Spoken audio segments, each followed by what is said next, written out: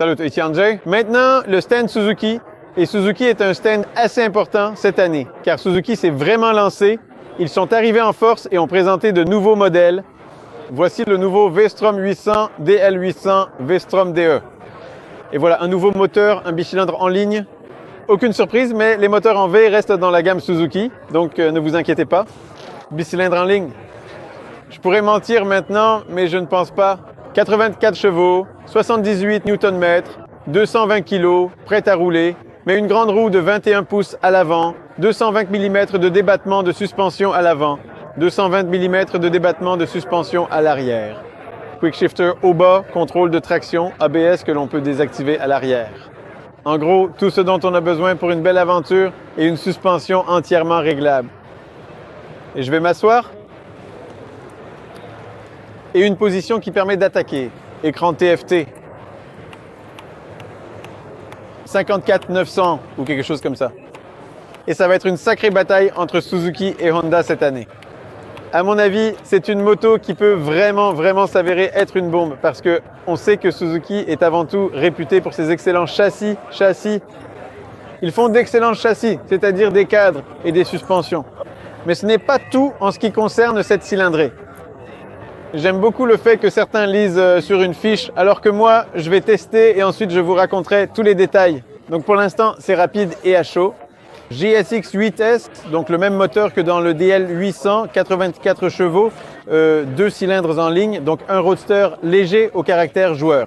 Parce qu'on sait que ces 2 cylindres en ligne font vraiment le travail. Là aussi, toute l'électronique, quick shifter au bas et ainsi de suite. Ici, c'est dommage. Je ne sais pas pourquoi il n'y a pas de suspension réglable à l'avant et ça me rend tout de suite un peu triste. Et puis cette pompe a l'air assez rustique, mais la moto en elle-même devrait vraiment être agréable à conduire. Parce que comme je le dis toujours avec Suzuki, c'est toujours le même sujet. Ces motos se conduisent tout simplement comme une fusée.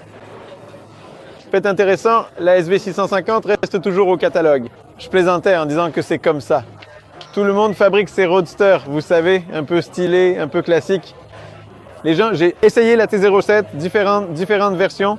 J'ai attendu si longtemps et pourtant il y a toujours des gens qui apprécient la SV650. Un roadster avec un moteur en V, tout simplement une bombe. Je suis vraiment impatient de faire les essais et il va y avoir une sacrée bataille, une confrontation intense avec la nouvelle Hornet, car ici, on a tout simplement 2 concurrents directs et très sérieux. Et ici, on a des preuves roulantes que Suzuki savait fabriquer des motos géniales, qui se conduisent à merveille, mais parfois ils ne prennent pas toujours les bonnes décisions, car l'histoire est derrière nous.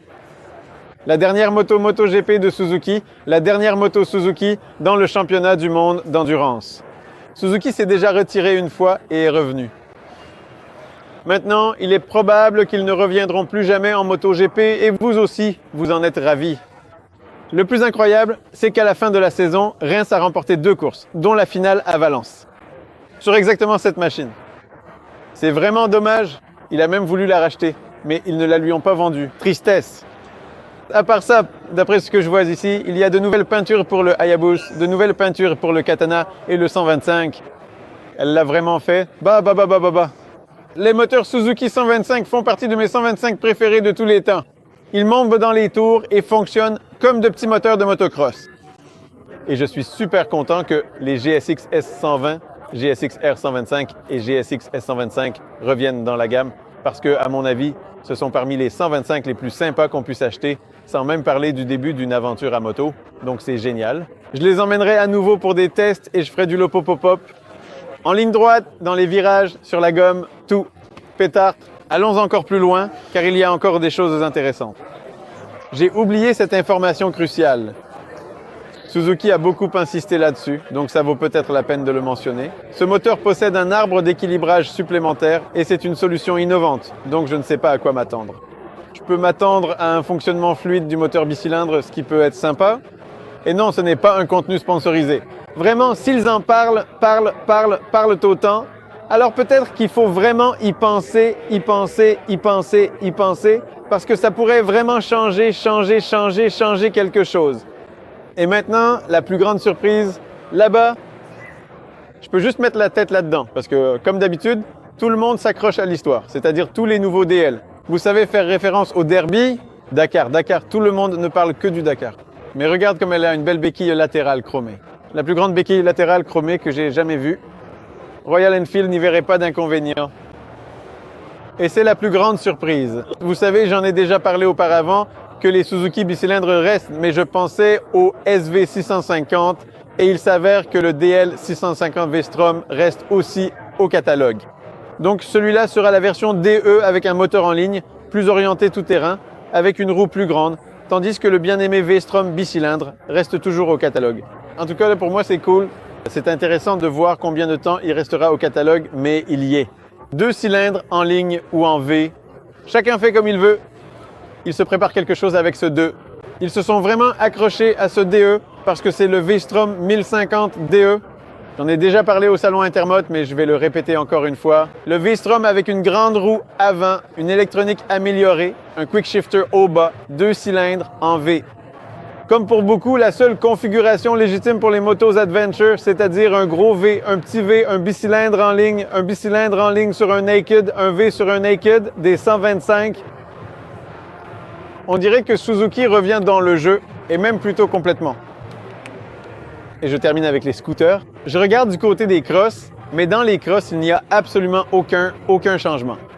Pour les scooters, il y a des changements. Le Burgman reste, mais on a aussi le Burgman 125, l'adresse 125 et quelque chose qui s'appelle l'Avenir 125. Donc tout simplement, les scooters 125 de Suzuki reviennent aussi dans la gamme et c'est cool. On n'a jamais trop de 125. Il y en a pour tous les goûts. Chacun choisit ce qu'il veut. Voilà, je vais au prochain stand et vous cherchez les prochaines vidéos avec les autres stands parce que dans celle-ci, on va les diviser de façon à ce que chaque fabricant, là où je m'arrête, ait tout simplement sa propre vidéo. Voilà.